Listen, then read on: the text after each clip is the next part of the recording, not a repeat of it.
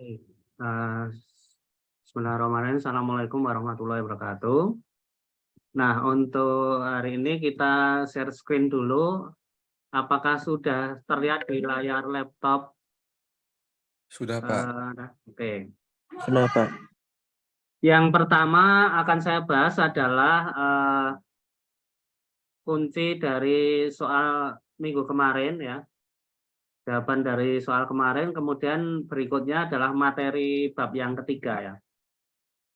Nah, ini saya lihat masih banyak mahasiswa yang belum bisa menyelesaikan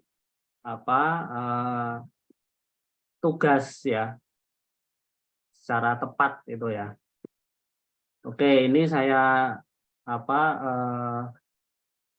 bahas dulu ya ini. Saya harapkan mahasiswa bisa memahami ya, mungkin bukunya dilihat juga dan ringkasan dari saya itu juga diperhatikan ya. Yang pertama soalnya adalah PT Bintik Putih membeli 30% ya. Ini 30% saham. Membeli 30% saham. Ini berarti kalau di bab 1 itu adalah Di bab 1 itu berarti membeli saham gitu ya. Berarti nanti jurnalnya adalah investasi pada saham dan agio itu ya. PT Bintik Putih membeli 30% saham PT Kaso Gigi pada 1 Januari 2005 dengan menerbitkan saham preferen dengan nilai buku ya 50.000 dan nilai wajar 120.000. Ini ribuannya saya dalam bentuk ribuan ya. Berikut ini adalah neraca saldo PT Kaso Gigi. PT Kaso Gigi membeli bangunan dan peralatan pada tanggal 1 Januari X0 ya, harusnya X5 ya ini. Dengan umur ekonomi peralatan bangunan itu 20 tahun. Tidak ada perubahan dalam umur ekonomi sebagai akibat akuisisi tersebut ya, tidak ada perubahan. Jumlah yang dibayarkan di atas nilai wajar aset bersih. Nah, ini net aset ya, nilai wajar net aset yang dilaporkan PT Kaso Gigi dialokasikan ke hak paten ya. Yang belum dicatat dengan sisa manfaat 8 tahun. Selama tahun 2000 X5 PT Kaso Gigi melaporkan laba 40.000 dan membayar dividen. Oke, ini berarti perhitungannya adalah yang pertama membuat dulu, karena di sini kita bab 1 dan bab 2 ya. Bab 1 itu adalah pembelian, bab 2 itu dengan metode ekuitas karena 30%, maka seluruh penghitungannya itu harus lengkap ya. Yang pertama dibuat dulu hitungannya ya. Hitungannya ini harus dibuat dulu karena untuk menentukan hak patennya. Pertama hitungan cost of investment 120.000. Ini ada di mana? Ada di soal ini 120.000 ini. Berikutnya nilai wajar net aset berapa? Dilihat ya, nilai wajar net aset adalah 560 kurangi 50 kurangi 20 atau aset dikurangi utang dikalikan 30% sehingga jumlahnya 93.000. Dari mana ini? 560 aset ya dikurangi dengan utang. Itu nilai wajar asetnya. Kali 30% ya. 93.000. Nilai buku net aset 500 dikurangi 50.000 kurangi 200.000 kali 30%. 75.000 dari mana? Itu nilai buku net aset 500 dikurangi utang-utangnya ya, 200 dan 50.000. Itu sehingga dari perhitungan ini kita bisa membuat kesimpulan bahwa cost of investment adalah 120.000, nilai wajar net aset 93.000, nilai buku net aset 75.000 sehingga biasanya di sini selisih cost of investment dan nilai wajar itu adalah goodwill, tetapi di buku dinyatakan bahwa kelebihan nilai wajar net aset itu adalah dialokasikan ke hak paten 72.000, selisih net aset 18.000, total selisih 45.000. Kalau dalam ujian mahasiswa tidak mengerjakan perhitungan ini, berarti nilainya kurang ya, karena nilainya kan ini 1, 2, 3, 4, 5. Berarti 5 poin. Tapi ada juga mahasiswa yang bisa membuat perhitungan seperti ini ya. Seperti di buku ya, seperti di buku ya, halaman di buku 1 ya, di halaman yang membuat diagram itu ya, yaitu di halaman 17 ya, seperti di buku 1 halaman 17. Berikutnya apa? Kita akan menentukan ya alokasi ini, terutama 18.000 ini dari mana ya. Nah, kita buat tabel alokasi. Ya, tabel alokasi selisih di sini supaya bisa 18 dari mana? Ternyata di sini 18 itu adalah seperti di soal itu digunakan ya. 18 ini digunakan untuk bangunan dan peralatan. Ya. Membeli bangunan peralatan dengan umur 20 tahun. Oke, itu ya. Jadi perhitungannya 18 ini adalah untuk bangunan dan peralatan. Nah, sehingga tabelnya adalah hak paten itu 27 ini. Nah, ini sudah 30%, ini sudah include 30%. Bangunan dan peralatan itu 18 itu alokasinya di soal itu adalah untuk bangunan dan peralatan. Oke ya. Sehingga jumlahnya 27 dan 18 itu 45. Berikutnya tabel untuk membuat depresiasi amortisasi. Kalau mahasiswa tidak menggunakan ini ya keliru ya. Nanti semua jurnal-jurnal yang kaitannya dengan 45, 18 ya dan depresiasi itu jadi salah ya karena harus ada hitungannya. Amortisasi depresiasi untuk hak paten itu 27.000, sisanya 8 tahun berarti amortisasi per tahunnya 3,375. Bangunan dan peralatan itu 18.000, sisa atau umur ekonominya 20 sehingga depresiasi per tahunnya 900. Totalnya adalah 8, total depresiasi amortisasinya ya itu adalah 4.275. Nah, ini poin perhitungannya ya. Jadi harus ada perhitungan. Kalau tidak ada perhitungan salah ya. Berikutnya sekarang jurnalnya ya. Jurnal yang pertama untuk mencatat investasi pembelian saham ya. Pembelian saham berarti harus investasi.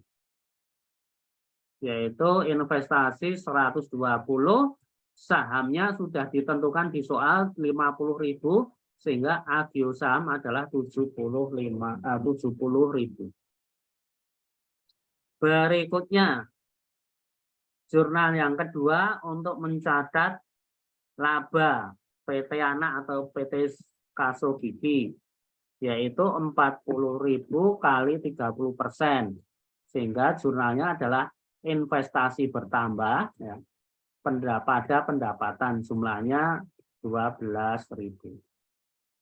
Jurnal yang ketiga untuk mencatat dividen yang dibayar adalah 10.000 kali 30%, berarti jurnalnya adalah kas 3.000 pada investasi ya. Investasinya di kredit 3.000. Terakhir jurnal untuk mencatat amortisasi depresiasi ya. Ini bisa amortisasi depresiasinya itu bisa dijadikan 1, 4.275 atau bisa dipecah ya. Jadi 2 ya. Ini sama kan ini. Sama akun-akunnya sama ya. Yaitu untuk mencatat amortisasi hak paten ya. Pendapatan pada investasi 3.375 dan yang kedua mencatat depresiasi bangunan dan peralatan 900.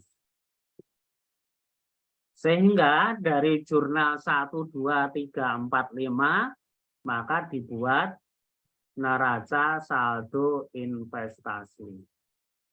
Sehingga totalnya neraca saldo investasi adalah 124.720. Ini soal yang benar ya.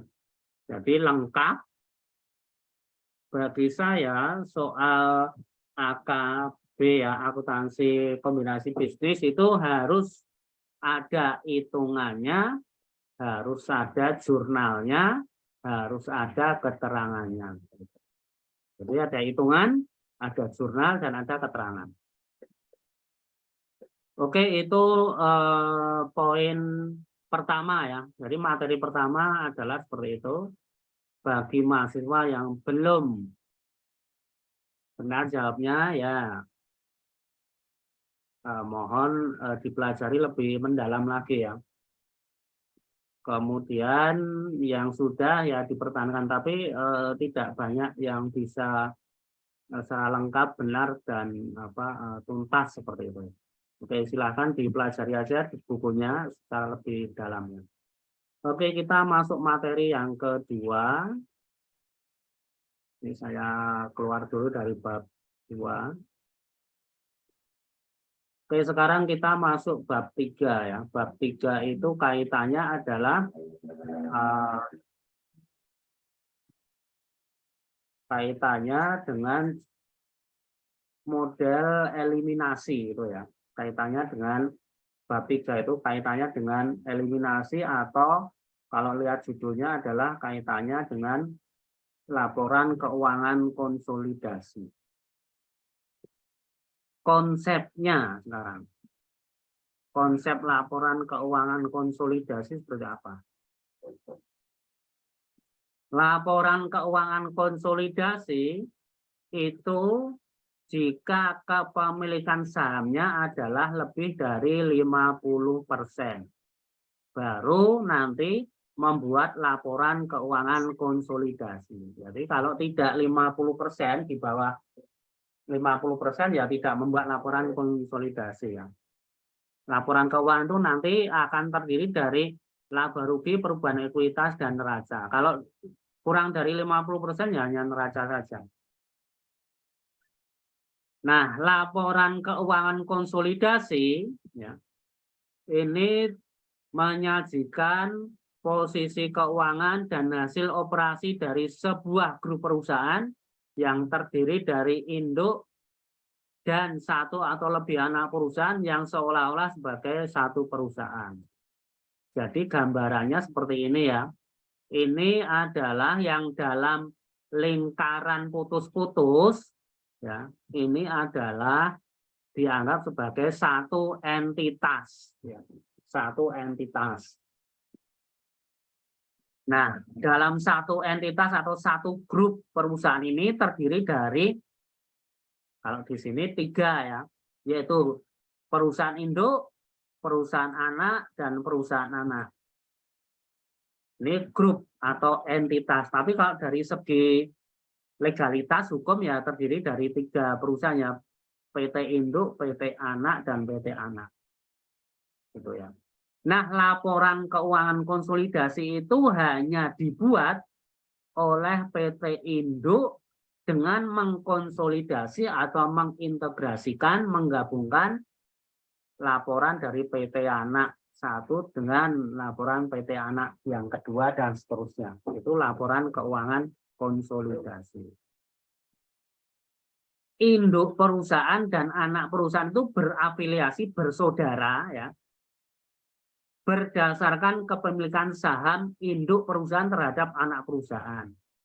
Jadi yang disebut berafiliasi itu bukan hubungan kekeluargaan bapak dan anak masing-masing punya perusahaan, bukan, tetapi hubungannya karena saham. Transaksi antar perusahaan dalam satu grup itu harus dihapus. Transaksi antar perusahaan dalam satu grup itu harus dihapus, yang kita sebut sebagai jurnal eliminasi. Contohnya PT Induk melakukan transaksi jual beli ke PT Anak itu tidak boleh. Kalau ada transaksi harus dihapus. PT Anak dengan PT Induk melakukan transaksi utang piutang itu tidak boleh, harus dihapus. Itu konsepnya ada eliminasi. Nah, ini penting. Bab 3 itu adalah ada eliminasi. Sekarang macam-macam jurnal eliminasi. Ada 3 jurnal eliminasi. Yang pertama adalah eliminasi kepemilikan antar perusahaan, ya. Jadi contohnya PT Induk berinvestasi di PT Anak, dan PT Anak itu ekuitasnya dimiliki oleh PT Induk, sehingga di sini ada, ya, hubungan afiliasi investasi. Ya. Induk dan Anak itu ada hubungan afiliasi, yaitu Induk berinvestasi pada PT Anak dimiliki ekuitasnya oleh PT Induk. Transaksi ini harus dieliminasi. Kalau investasi itu dieliminasi, dihapus, itu di kredit. Ekuitas itu kalau dieliminasi itu di debit, berarti jurnalnya adalah ini. Saham, agio, laba ditahan kalau ada itu di debit. Kemudian untuk yang investasi di kredit. Ini adalah jenis eliminasi yang pertama. Jadi kalau ada grup konsolidasi 50% lebih, itu investasi dan ekuitas harus dieliminasi. Jenis eliminasi yang kedua yaitu transaksi utang piutang antar perusahaan. Ini wajar, ya. PT Anak itu berutang kepada PT Induk, itu wajar, ya. Misalkan PT Mitsubishi Indonesia 3 berlian itu sahamnya dimiliki oleh Mitsubishi Jepang. Nah, itu bisa itu utang piutang tanpa lewat bank. Nah, transaksi utang piutang karena masih di dalam satu grup, transaksi utang piutang yang masih di dalam elips lingkaran ini, ya, dalam diagram ini, maka itu tidak boleh. Ya, contohnya ini, ya, PT Induk memberi pinjaman atau memiliki piutang kepada PT Anak. PT Anak itu berutang kepada PT Induk. Nah, ketika membuat laporan konsolidasi ini harus dihapus. Piutang itu kalau dihapus itu ditaruh di kredit, utang dihapus itu kalau di jurnal itu taruh di debit. Makanya utang di debit, piutang di kredit. Nah, ini jurnalnya seperti ini. Transaksi yang ketiga sekarang. Nah, ini jual beli antar perusahaan. Ya, nah ini sejarahnya begini, ya. PT Induk itu membeli barang dari luar, ya. Nah, dari luar, ya, ini dengan harga pokok sekian, gitu, ya. Setelah PT Induk menyimpan membeli dari luar, kemudian dijual ke PT Anak. Berarti di sini terjadi transaksi apa? Jual beli. PT Induk menjual kepada barang dagangan kepada PT Anak. PT Anak membeli barang dagangan kepada PT Induk. Ketika barang itu masih ada di gudang ya, barang itu masih ada di gudang, maka transaksi utang piutang ini harus dihapus ya. Jual beli ya. Ya, karena barangnya masih ada di gudang, maka namanya pembeliannya ini namanya persediaan ya. Persediaannya harus dihapus di kredit. Penjualannya ya, penjualannya itu harus dieliminasi, itu harus penjualannya ini harus dieliminasi. Tetapi yang dieliminasi itu bukan barangnya, tetapi perubahan yang ada di dalam diagram. Maka terjadi di barang yang transaksi yang ada di dalam diagram ini adalah transaksi laba ya, karena kalau dari luar itu ya tidak boleh dieliminasi ya. Di sini misalkan membeli 1.000 dijual 3.000 ya, berarti labanya 2.000 itu tidak boleh, maka laba ditahan ya, labanya itu dihapus. Dihapus itu artinya di ini jurnal yang ketiga kaitannya dengan eliminasi. Sampai di sini ada pertanyaan bab 3. Nah, kalau bisa mahasiswa itu harus bertanya ya, karena apa? Tugas 1 tidak ada yang bisa menyelesaikan dengan baik. Tugas 2 PR-nya juga tidak bisa menyelesaikan dengan baik ya. Makanya sebenarnya perlu ya harus banyak pertanyaan atau belajar itu. Oke, contoh sekarang. Contoh. Lihat di buku sekarang. Lihat di buku. Lihat di buku halaman 97. Silakan dilihat buku halaman 97.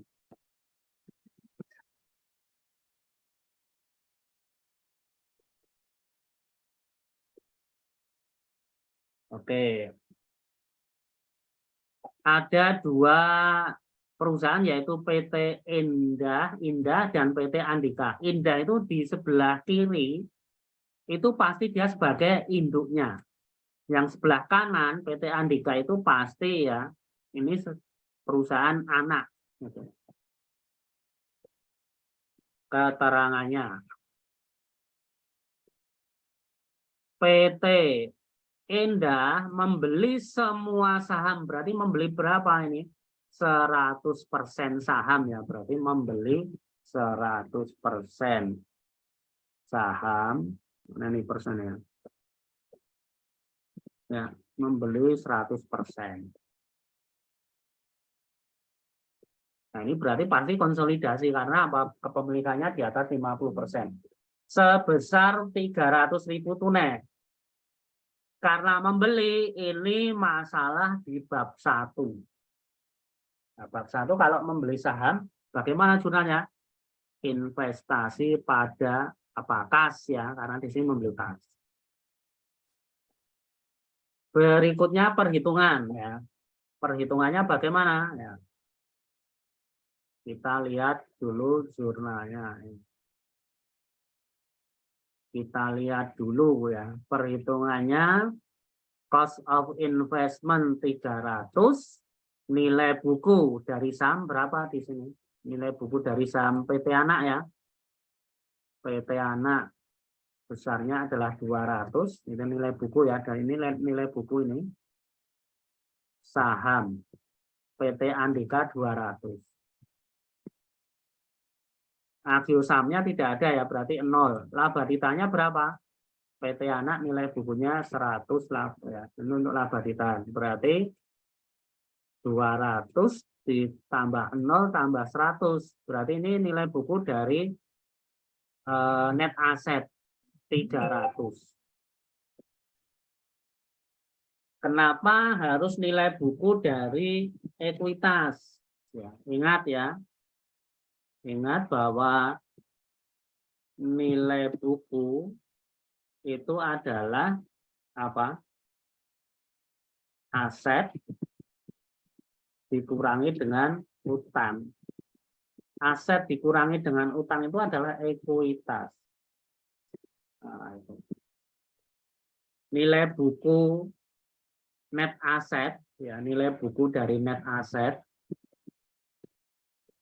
itu sama dengan aset dikurangi dengan utang. Oh, maaf. Aset dikurangi dengan utang. Aset dikurangi utang itu ya sama dengan apa? Ekuitas.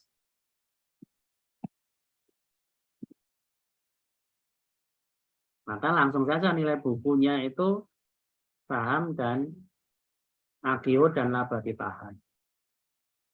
Hasilnya berapa ini? 200 tambah 0 tambah 100, 300 kali 100%. Ini kepemilikan saham ya. Sahamnya 100% di sini ya. Ini 100% sehingga 300. Selisihnya 0. Kalau menurut perhitungan ya, 3 komponen investasi yaitu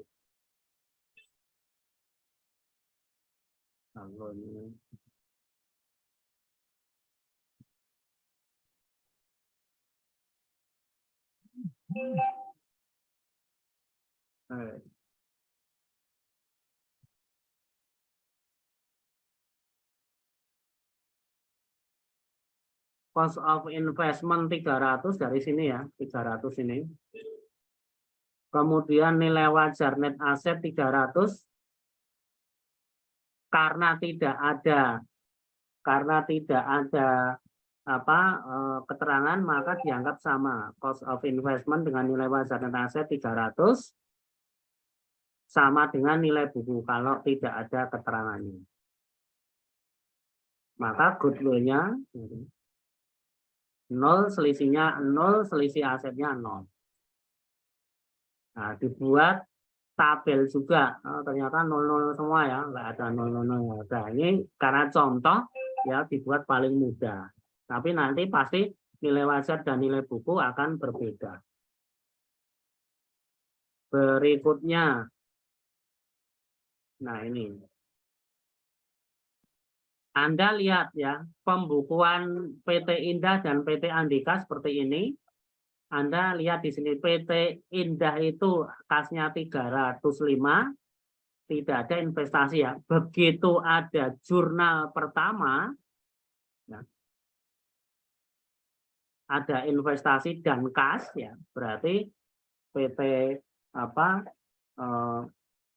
Indah itu investasinya bertambah, kasnya berkurang. Maka konsekuensinya ya, kasnya itu sekarang menjadi 5.000 ya, karena kasnya berkurang ya 300, tetapi investasinya bertambah 300.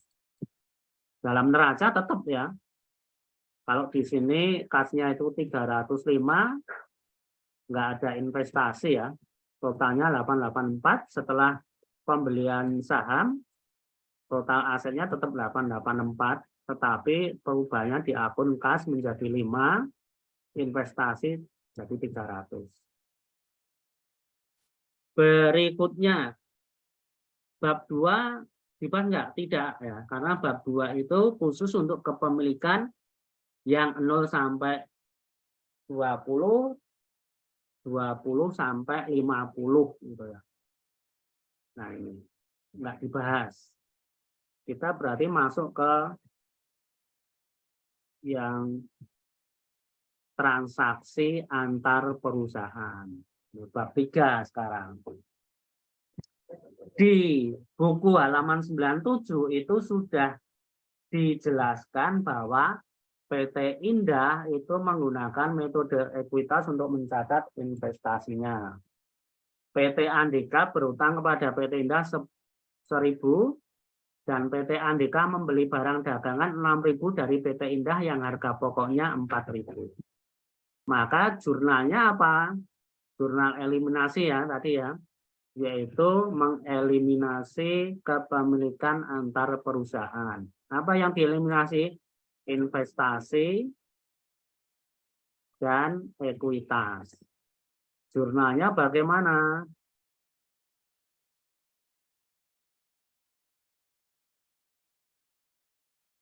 Jurnalnya adalah seperti ini ya.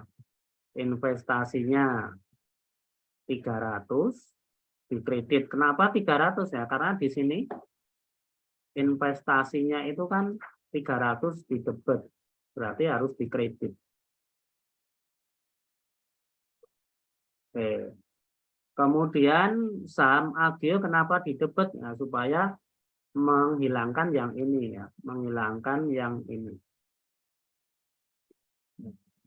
Ekuitasnya dari PT anak gitu ya. Itu harus dihapus. Berikutnya jenis yang kedua, mengeliminasi transaksi utang piutang ya. Terjadi utang-utang berapa? 1000, berarti di jurnal. Eliminasi utang piutang. Utangnya, keterangannya di situ utangnya apa? Utang obligasi atau utang apa? Oh, utang jangka pendek. Nah, ini berarti yang dieliminasi namanya utang jangka pendek, bukan utang dagang, utang obligasi. 1000. Kreditnya adalah ya utang piutang, berarti piutangnya dikredit 1000. Ini untuk eliminasi yang kedua ya, eliminasi pakai E, jurnal yang ketiga. Berikutnya apa? Ya, transaksi jual beli ya. Jual beli. Nah, di sini bagaimana penjelasannya? PT Andika membeli persediaan ya dari PT Indah senilai 6.000 selama 2 tahun. Persediaan tersebut mulai biaya perolehan awal 4.000. Jadi di sini harganya 4.000. Ya. 4.000 dijual menjadi berapa? 6.000 ya, berarti di sini ada laba 2.000. Persediaan di sini ada berapa? 2.000.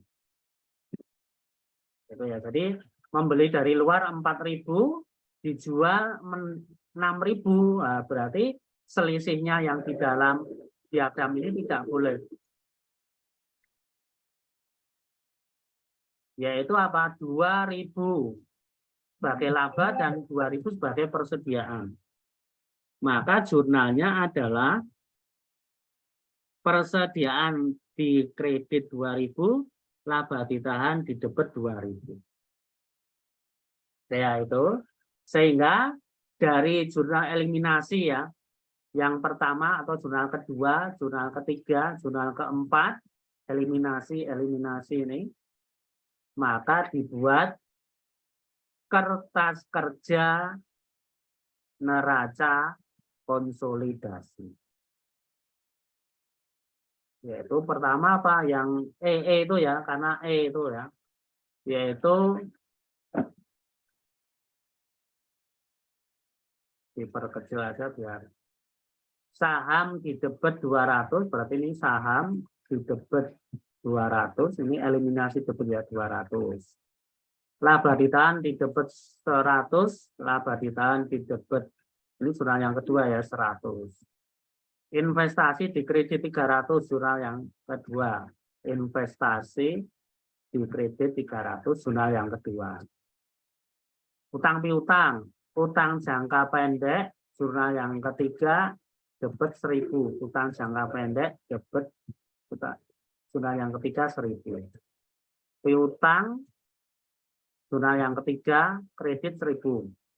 Piutang, jurnal yang ketiga, kredit 1000. Jurnal yang keempat ya, laba ditahan, jurnal yang keempat, debit 2.000. Laba ditahan, jurnal yang keempat, debit 2.000. Persediaan, jurnal yang keempat, kredit 2.000. Persediaan, jurnal yang keempat, kredit 2.000, sehingga kalau dijumlah itu debitnya itu pasti harus sama dengan kreditnya, yaitu 303. Kalau dijumlahkan saldonya di sini juga sama ya, saldo asetnya itu 939 sama dengan saldo dari utang dan ekuitas 939. Caranya gimana? Ya PT Indah ditambah PT Andika, terus dieliminasi. Eliminasi itu tergantung ya, di debit atau di kredit. Ya.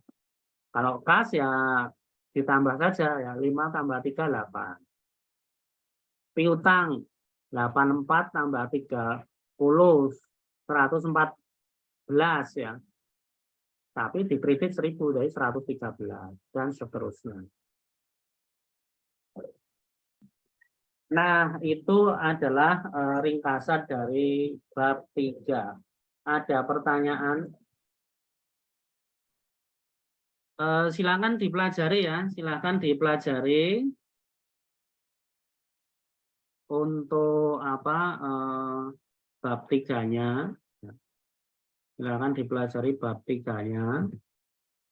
Kemudian ya untuk latihan saja, tapi nggak usah untuk apa?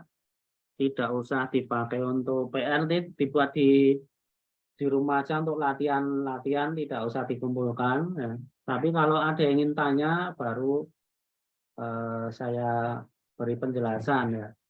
Silakan untuk latihannya, gitu ya. Untuk latihannya itu, bentar ini.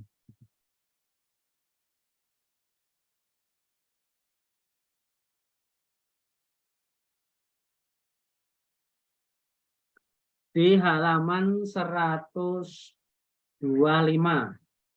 Di halaman 125.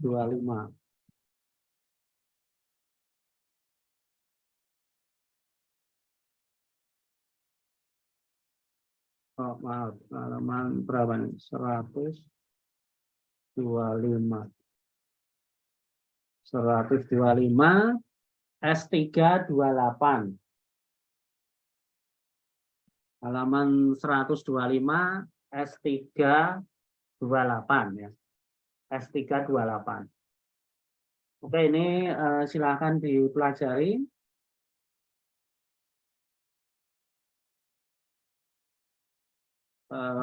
Tidak perlu jadi PR ya dikumpulkan, tapi sebaiknya Anda pelajari karena dari pengalaman apa